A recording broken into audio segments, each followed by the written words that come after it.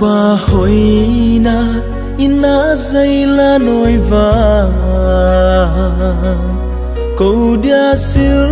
hoi na bol dấu xia zalin na min ngay pa tôi vàng ni simin na inan hình pui dê ta sắp đi giàu xiên nắng ma vangi na quang gió na cắt tan tê ca huy vang phát vang lâu na happy na cắt tan tê cắt xít na vang dòng hi lâu na sa ngày na lệ ina a let vangi pa in mang pa hiên pa tôi vàng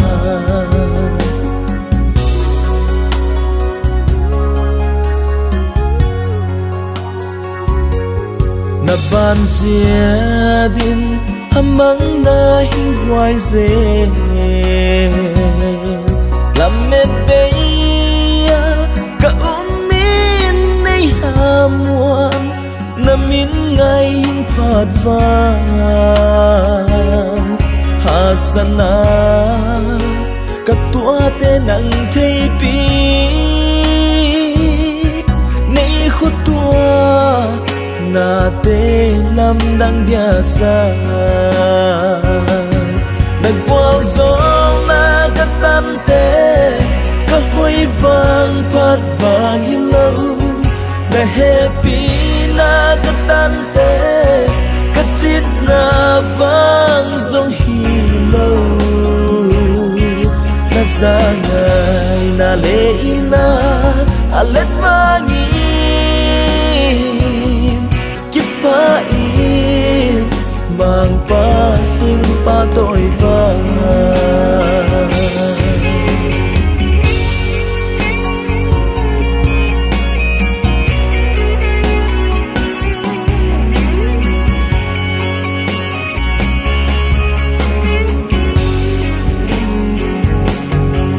ngài sa in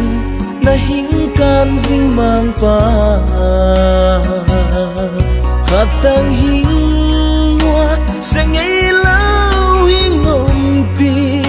na min ngai hing phat va kum khoa in na lima anh se li kapang kim cả kỳ ngát na na hi